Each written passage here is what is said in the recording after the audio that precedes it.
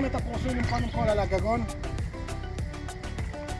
על הפרופילים מניחים את הלוחות גבס.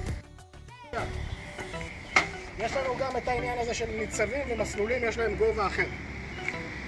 אם יש לכם מסלולים וניצבים, מה שבדרך כלל יש לרוב האנשים, מסלולים בצד אחד, ניצבים בצד אחר. ורק אז מניחים את הלוחות על זה. תמיד שיהיה פרופיל אחד באמצע גם כן. אל תרימו לוחות גבס לבד, תמיד להיעזר במישהו. זה לא פשוט. מניחים סולם. שאת הסולם אנחנו נרכז בחלק הקדמי בשביל למנוע את ההתרוממות של הלוח גבס בנסיעה. וזה מה שאתם פשוט רואים בכבישים, חצאי לוחות ורבעי לוחות.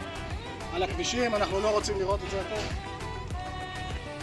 ומבצעים את הקשירה, כאשר הקשירה הראשונה שלנו היא בחלק הקדמי, בשביל ללחוץ את הסולם שילחץ את הלוחות, עוד קשירה אחת באמצע וקשירה אחת בצד. לי יש בנדים, אפשר גם עם חוטים.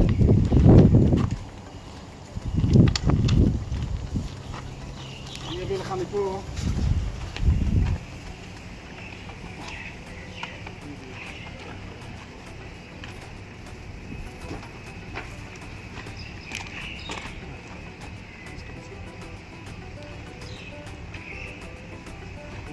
זה לא משנה, כל אחד יקשור כמו שהוא רוצה, רק שיהיה חזק ובשלוש נקודות.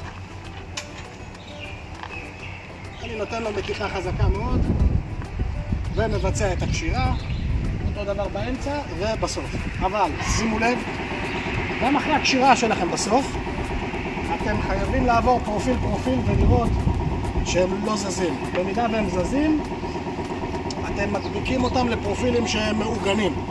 אם הפרופיל הזה לא זז, והפרופיל שלצידו זז לי על הגגון, אני פשוט מצמיד אותו ואני אדביק אותו עם סרט נייר, ככה אני משריין אותו.